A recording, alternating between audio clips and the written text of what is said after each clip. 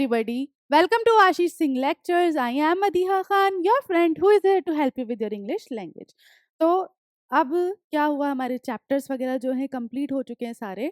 तो आप लोग जो है बोल रहे थे कि मैम एक बार सेंट्रल आइडिया जो थीम है चैप्टर्स की वो समझा दीजिए। तो मैंने क्या किया कि भाई ठीक है, अब हम एक काम करते हैं कि हमारी जो बुक है फ्लेमिंगो, ठीक है, फ्लेमिंगो क्लास 12th की जो बुक है हमारी, उसके पहले प्रोज, ठीक है, प्रोज जो हमारे चैप्टर है उनके जो सेंट्रल आइडिया है कि वो किस आधार पर हैं, क्या है उसमें, ठीक है, किस थीम पर हैं, वो हम जान लें। तो without further ado let's get started. तो हमारा पहला चैप्टर क्या था? The last lesson. ठीक है, द लास्ट लेसन में हमने क्या पढ़ा था? द लास्ट लेसन में हमने स्टोरी पढ़ी थी फ्रांस की और एक फ्रेंच टीचर की, है ना।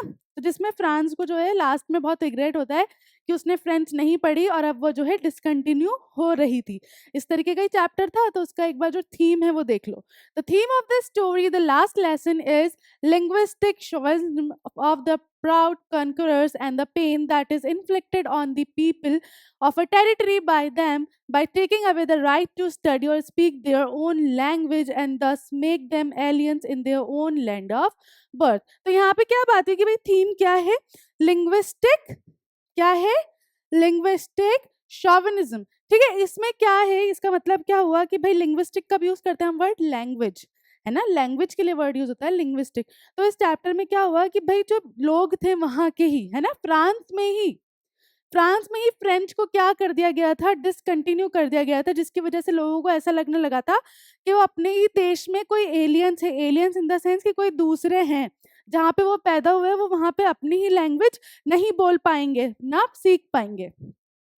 The story has a sub theme also. It highlights the attitudes of the student and teachers to learning and teaching. इसमें एक सब थीम भी थी।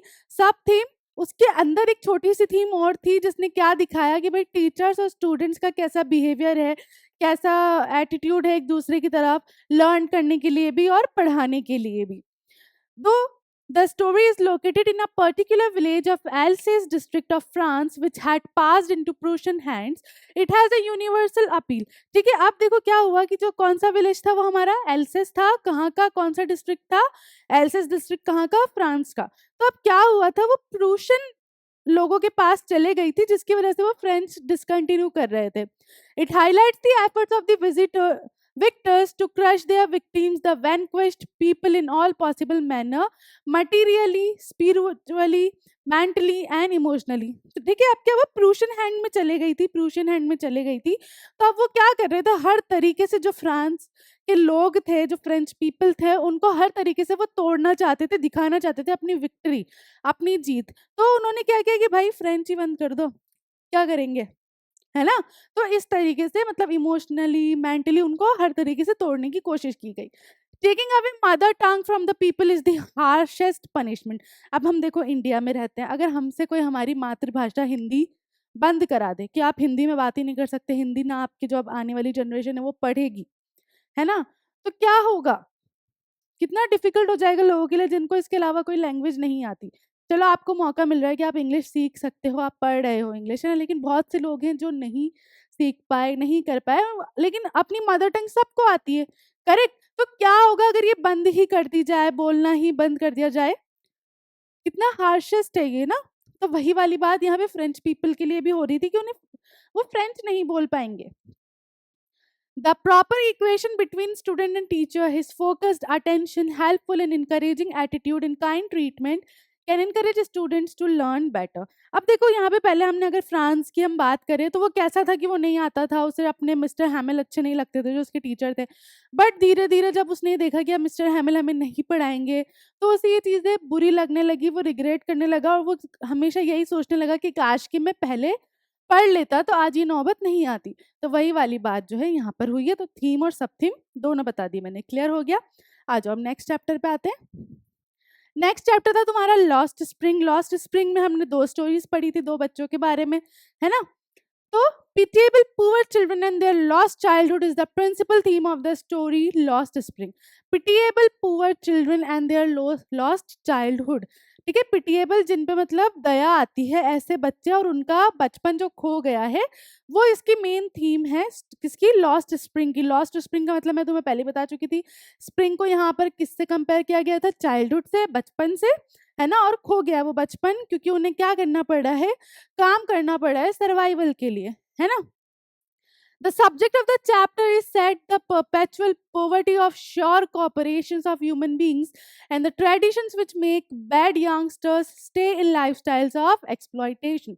तो इसमें हमने क्या देखा था कि भाई गरीबी के कारण, है ना, गरीबी के कारण जो होता है बच्चे जो हैं क्या होता है? एक्सप्लॉइटेशन हो जाता है, उनका शोषण होने लगता है, उनका काम कराते हैं उनसे, उन्हें खुद भी करते हैं वो, है ना। बैड हैबिट कि भाई एक खुद ही उनको भी ऐसा लगता है कि ये परंपरा है, जैसे वो वाली बात हुई थी चप्पल ना पहनना, है ना, ये भाई परंपरा है, जैसे इस तरीके से लेते थे वो कि भाई परंपराएं नहीं पहननी तो नहीं पहनी। कुछ ये भी कारण था, कुछ गरीबी भी थी। The identity of the bankruptcy lost spring is a metaphor used for the lack of early life of tens of thousands and thousands of toddler workers in India. ठीक है, तो यहाँ पे जो लॉस्ट स्प्रिंग है उसको क्या, जो मैंने तुम्हें पहले ही बताया, किस चीज से कंपेयर किया गया कि भाई हजारों लाखों की तादाद में ऐसे बच्चे जो ओवर एक्सप्लॉइटेशन का शिकार हो रहे हैं due to poverty, due to गरीबी। Childhood may be known as the spring of a man's lifestyle. The goals talk over with Mukesh's dream of being a motor mechanic, being his personal master and escaping his future of being a bangle maker. ठीक है, लेकिन यहाँ पे हमने एक इसमें एक अच्छी बात भी देखी, हमें एक अच्छी बात भी मिली कि जरूरी नहीं कि जो सब कर रहे हैं वो तुम भी करो। भेड़ चाल जरूरी नहीं है ना। अगर तुम्हारा दिल है, तुम में हिम्मत है, तो तुम कुछ और भी करके दिखा सकते हो, जैसे कि मुकेश ने। क्योंकि मुकेश की पूरी फैमिली जनरेशन वाइज देखा जाए सब बैंगल मेकिंग में ही थे, चूड़ियाँ बनाने के काम में ही थे, लेकिन उसने एक गोल सेट किया, एक हिम्मत की कुछ अलग सोचने की कि नहीं मैं मोटर मैकेनिक बनूंगा, और उसने उसके लिए मेहनत भी करनी चाहिए कि नहीं कोई बात नहीं, मैं चल के जाऊंगा, मैं कार जो है चलाना सीखूंगा, ये सारी चीज है। क्लियर? फिर नेक्स्ट था हमारा deep water.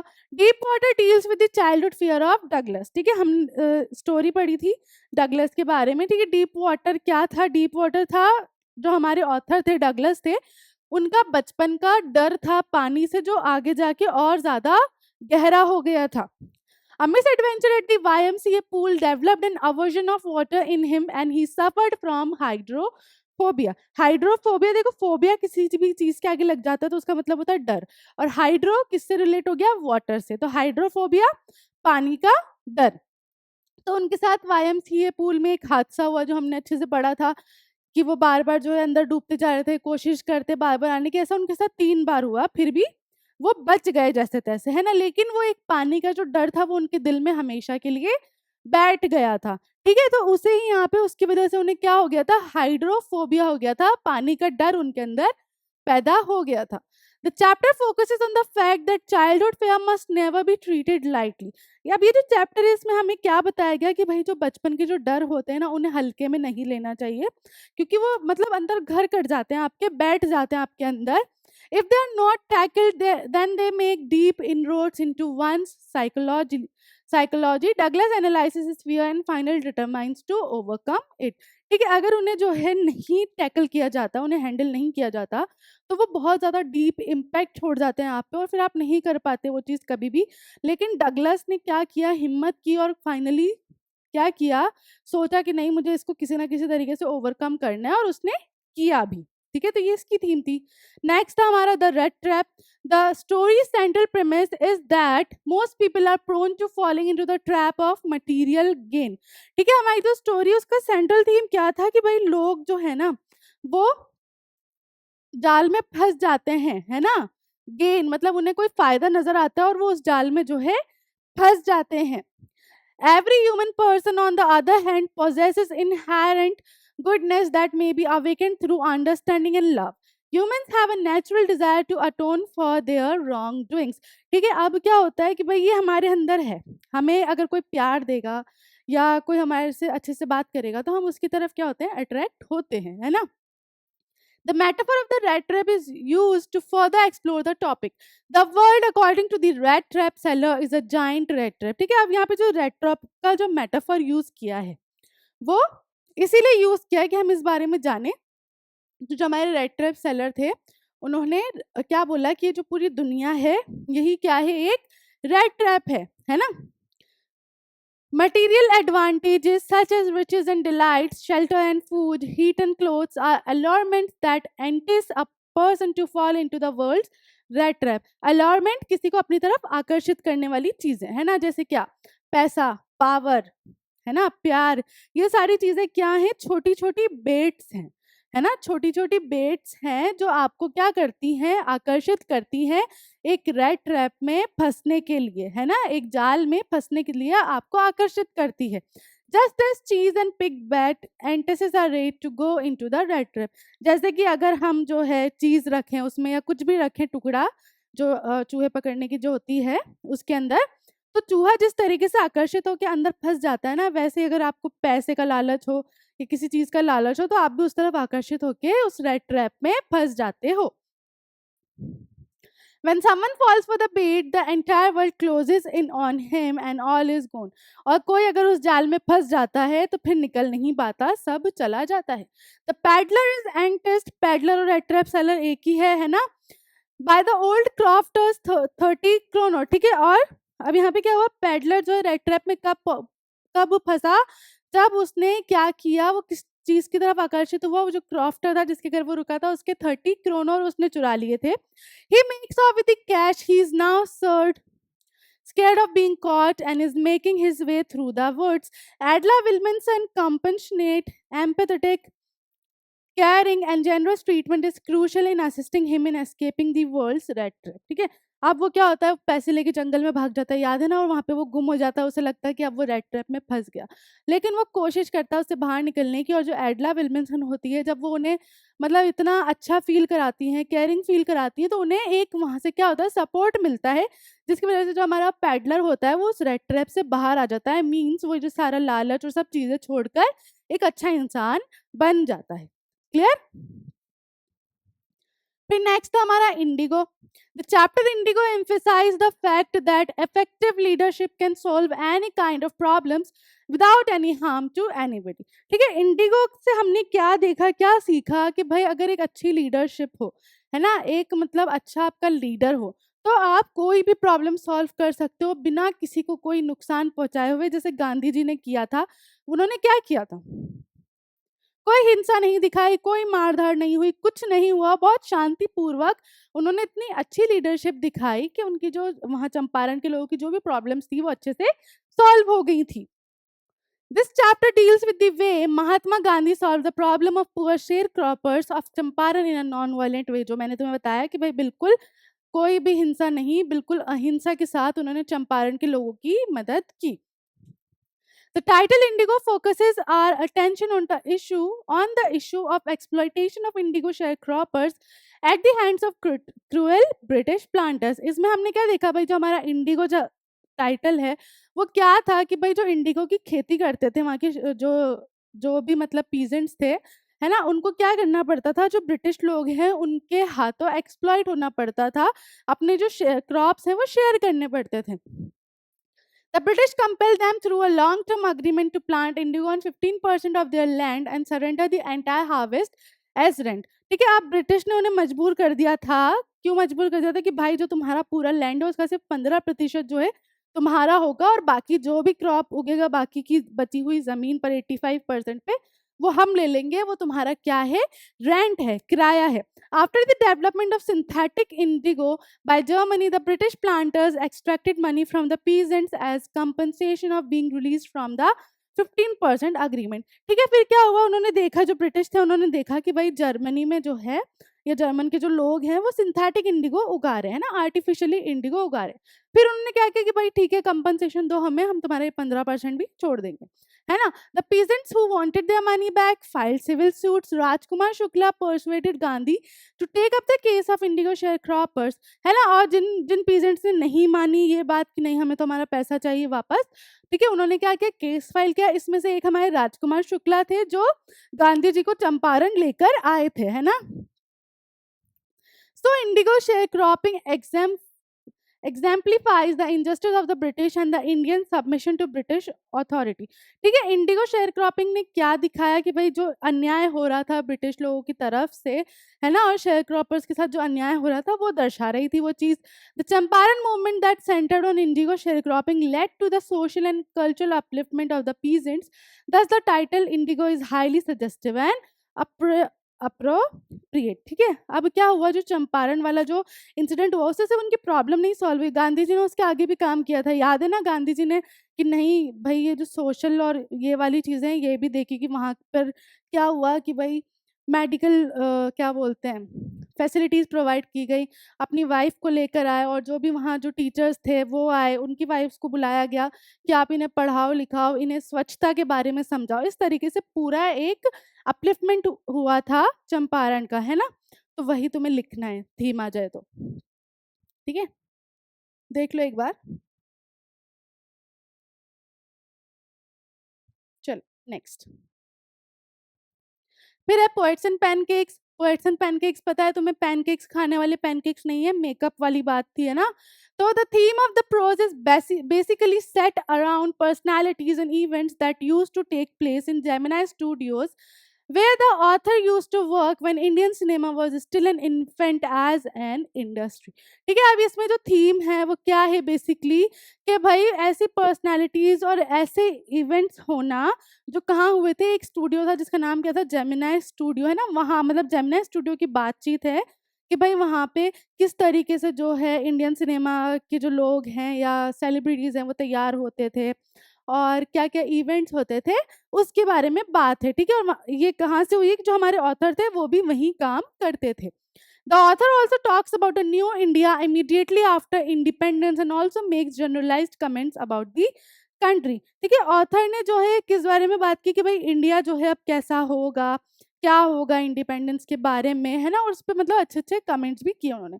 Ashok Mitran talks about the makeup. हमारे ऑथर कौन थे, अशोक मित्रन. ठीक है, talks about the makeup department, the office boy, Kothamangalam Subbu and the legal adviser and his deeds. किस किस चीज़ के बारे में बात की उन्होंने, मेकअप डिपार्टमेंट कैसा था, वो जो पूरी वो इतनी तेज लाइट जलती थी कि ऐसा लगता था कि जल जाएगी स्किन, है ना. उसके बारे में बात की, ऑफिस बॉय के बारे में बात की, सुब्बू के बारे में बात की जिससे वो बहुत ज़्यादा चिढ़ते थे, है ना. और जो हमारे लीगल एडवाइजर थे और उन वो कैसे काम करते थे लीगल एडवाइजर लेकिन काम इलीगल करते थे, है ना. He also makes comments about communism that was prevalent in India during those days. उन्होंने और कम्युनलिज्म वगैरह के बारे में बताया भाई कि किस तरीके से जो है चल रहा है आजकल, है ना. कि ये जो पार्टी वगैरह के नेता वेता हैं ये अपने बच्चों को भी खा जाएंगे, अपने माँ बाप को भी खा जाएंगे, इस तरह के उन्होंने कमेंट्स किए थे. तो इस तरीके से तुम्हें थीम बतानी है. ठीक है, अंदर डीप नहीं जाना बट थीम इस तरीके से बतानी है. क्लियर. फिर द इंटरव्यू. इंटरव्यू में दो पार्ट थे हमारे, पार्ट 1 और पार्ट 2, है ना. दो पार्ट में पढ़ा था हमने. Part 1 offers us two differentiating thoughts about meetings, their capacities, benefits and strategies. ठीक है, पार्ट 1 में हमने क्या पढ़ा, मतलब दोनों थॉट्स पढ़े, अच्छे थॉट्स भी देखे बुरे थॉट्स भी देखे कि भाई इंटरव्यू जो है ऐसा भी लगता है कि भाई मतलब बहुत ज़्यादा जैसे कोई क्रिमिनलिज्म है ना. मतलब गुनाह है एक तरीके से इंटरव्यू लेना, क्योंकि इसकी वजह से क्या होता है जो पर्सनालिटीज़ हैं जो सेलिब्रिटीज़ हैं उनको दिक्कतें भी हो जाती हैं, है ना. और दूसरी तरफ हमने पढ़ा कि इंटरव्यूज़ अच्छे भी हैं, उससे हमें नॉलेज भी मिलती है, पब्लिक को जानने को मिलती है चीज़ें, है ना.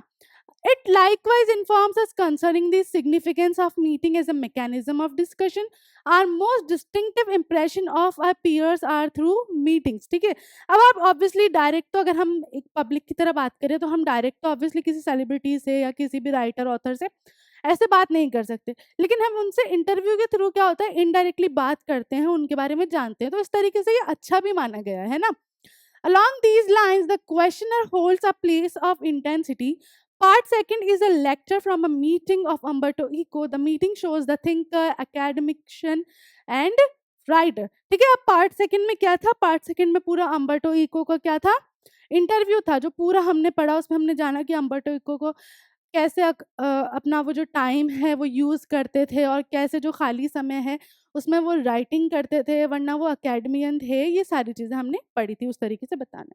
फिर लास्ट था हमारा गोइंग प्लेसेस.